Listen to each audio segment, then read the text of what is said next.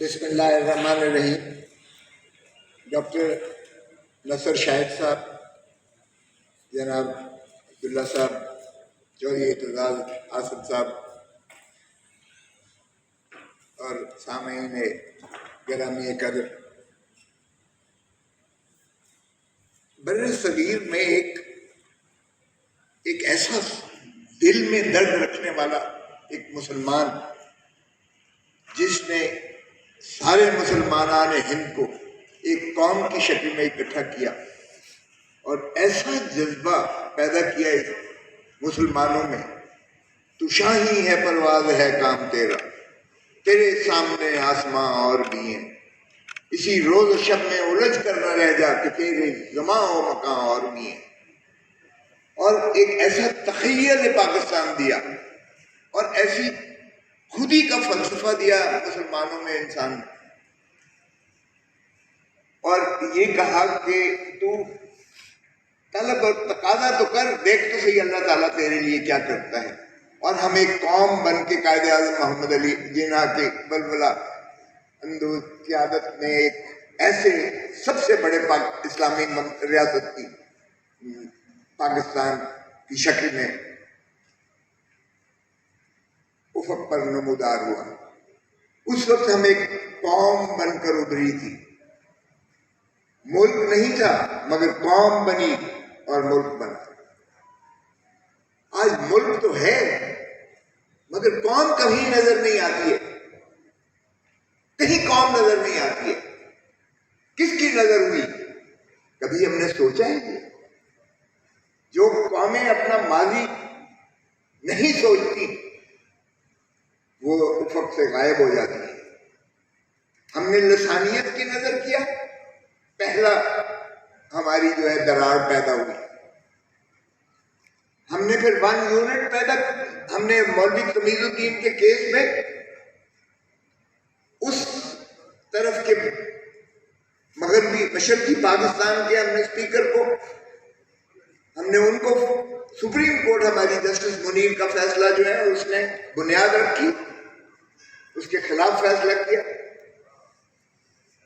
ہم نے one unit بنا کے ان کی عددی برتری اکثریت کو ہم نے ختم کیا،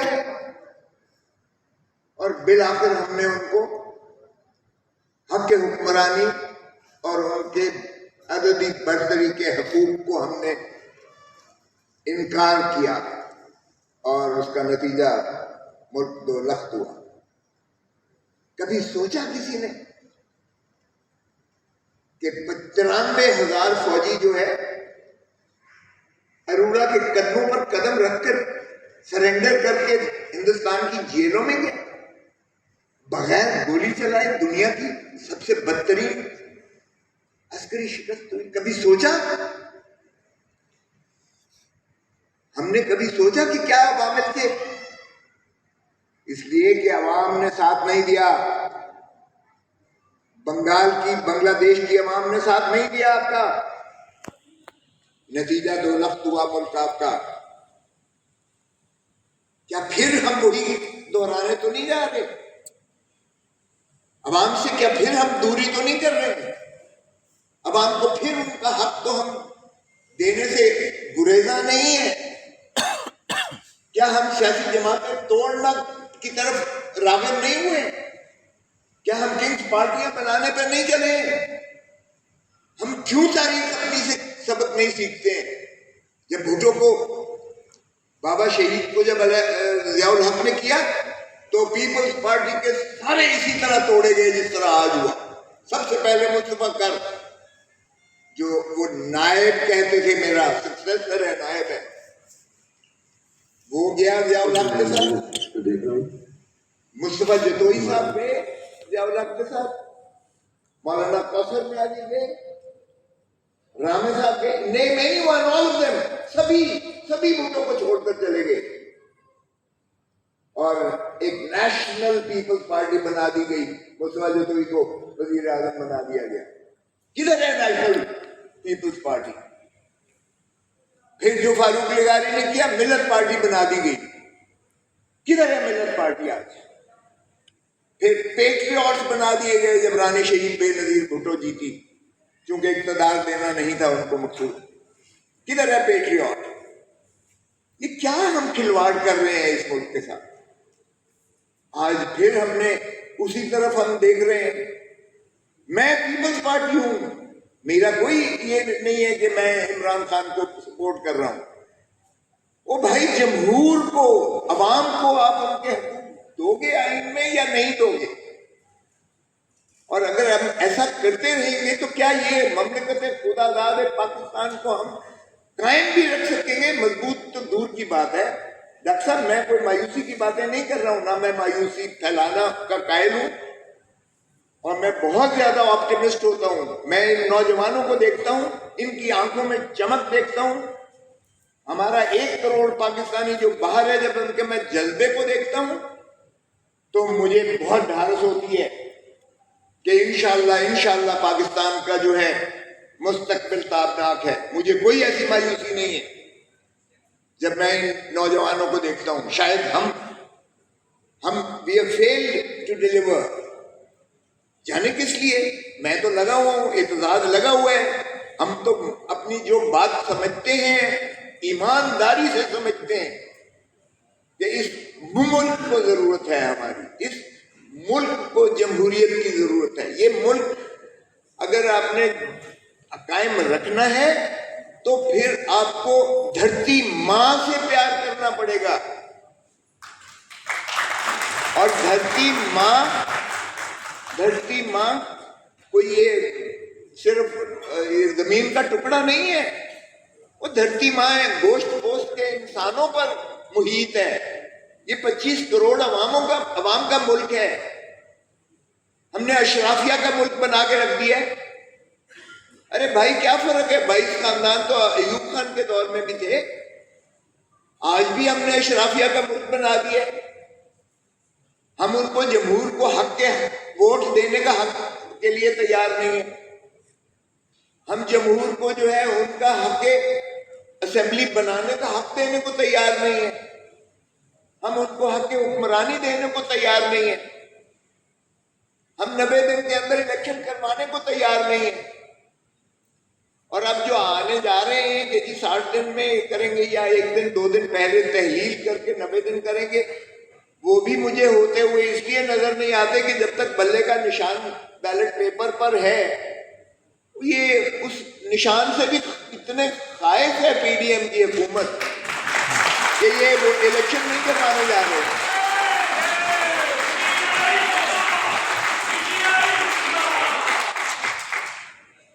اب دیکھیں، اگر بے نظیر بھٹو کو ہاتھ پیر باندھ کر فاروق لغاری نے، سجاد علی شاہ نے اور اس وقت کے آرمی چیف اسلم پہ اگر ہاتھ پیر باندھ کر الیکشن میں کیا تھا، اور 0 ووٹ تھے پنجاب سے، 0 ووٹ، 14 سیٹیں صرف ملی تھی سندھ سے اور 3 اور تھی 17 سیٹوں سے، تو بے نظیر نے بائیکاٹ نہیں کیا تھا۔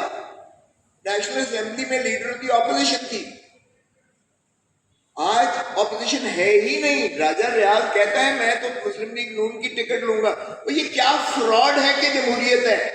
وہ بھائی اپوزیشن کے بغیر بھی کبھی جمہوریت ہوتی ہے؟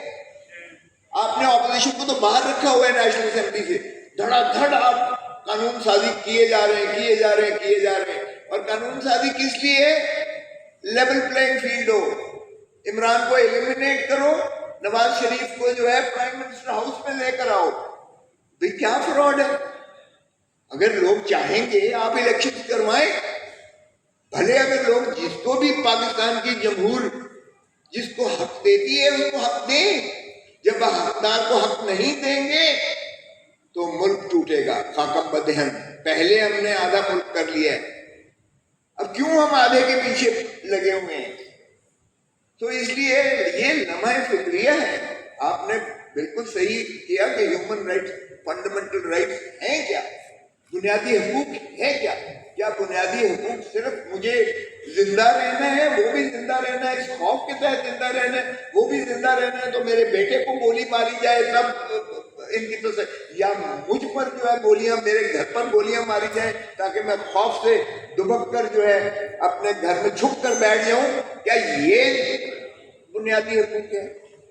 تو بنیادی حقوق کی جب آپ بات کرتے ہو، فنڈامنٹل رائٹس کی بات کرتے ہو، ہیومن رائٹس کی بات کرتے ہو، تو ہیومن رائٹس صرف سانس لینا نہیں ہے، عزت اور وقار سے جینا، زندگی کی عزت اور وقار اور تمام تر جو اللہ تعالیٰ کی نعمت ہے، انعام و کرام ہے، اس کا استفادہ کرنا، یہ ہے انسانیت، یہ ہے ہیومن رائٹ۔ کیا میسر ہے اس وقت پاکستان میں عوام کو؟ یہاں میڈیا والے جو بیٹھے ہیں ان کو تو نام ایک شخص کا نہیں لے سکتے، اور میرے اور امداد اعظم کے پروگرام پر وہ بندش لگی ہوئی ہے ان کو دکھانے میں۔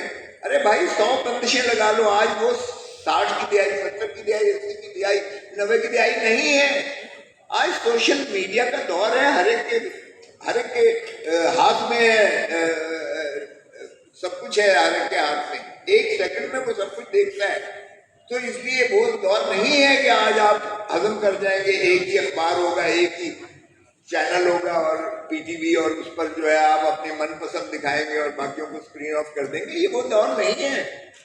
تو ہوش کے ناخن لیں، اس طرح سے معاملات نہیں چل سکتے ہیں۔ تو یہی ہے کہ آپ کہتے ہیں کہ بنیادی حقوق کو اگر آپ جو ہے کون کرتا ہے اس کو وہی مقتدر حرکت کرتے ہیں، حکومت کرتی ہے۔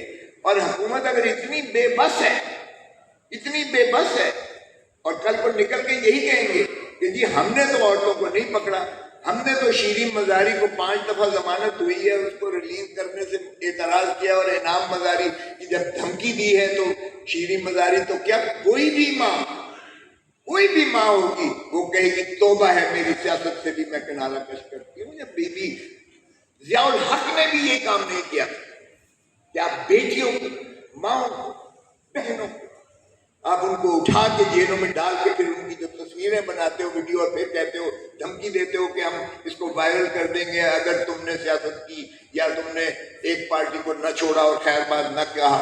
اور وہ جب ٹی وی میں جا کر وہ روتا بھی ہے اشکبار ہو کر، اور جب کہتا ہے کہ میں نے سیاست چھوڑ دی اور پارٹی چھوڑ دی، تو وہ دودھ کا دھلا ہو جاتا ہے۔ کیا یہی ہیومن رائٹس کی ہے؟ پھر کہتے ہیں کہ وائلیشن کون کر رہا ہے؟ او بھائی، پی ڈی ایم کی حکومت کو شرم آنی چاہیے، ان کی تجوریاں بڑھتی جا رہی ہیں۔ عجیب بات ہے، یہ رہتے تو پارلیمنٹ اس فلیٹ لندن کے مہنگے ترین فلیٹ میں، کوئی ماننے کو تیار نہیں ہے۔ وہ جب ان کی بیٹی رانی کو فرمایا جاتا ہے، وہ کہتی ہے باہر تو باہر، میری تو پاکستان میں بھی کوئی جائیداد نہیں ہے، اور جب نکلتا ہے کہ وہ بینیفیشل اونر ہے تو وہ انکار کر دیتی ہے۔ جو موصوف رہ رہے ہیں سزا یافتہ مجرم، جن کے وارنٹ گرفتاری نکلے ہوئے، جو کبھی لندن سے حکمرانی پاکستان میں کر رہے ہیں، کبھی دبئی میں تشریف لاتے ہیں تو حکومت کرتے ہیں۔ یہ بھی عجیب قوم ہے، یہ میں نے نہیں دیکھی ایسی ملک۔ بنانا ریپبلک میں بھی ایسا نہیں ہوتا ہے کہ سزا یافتہ شخص جس کے عدالتی وارنٹس نکلے ہوں، جس پر عمر بھر کی جو ہے سیاسی بندش ہو، جو خائن ہو، صادق اور امین نہ ہو، وہ جو ہر قسم کے حقوق سے وہ مبرہ ہو جاتا ہے کیونکہ اس کو حقوق نہیں ہے جو سزا یافتہ ہو، اور جو سزا یافتہ ہو اور جس کے وارنٹس نکلے ہوئے ہوں اس کو میڈیا نہیں دکھا سکتا۔ ہمارے اوپر تو بندش ہے، کسی کے نام لینے پر بندش ہے، اور اس کا جب بیان آتا ہے یا وہ آتا ہے تو سارے چینل روک کر اس کو دکھا رہے ہوتے ہیں، اور ایسے لگتا ہے باقی تو یہی کسر رہ گئی ہے۔ بادب با ملاحظہ ہوشیار بادشاہ سلامت تشریف لاتے ہیں۔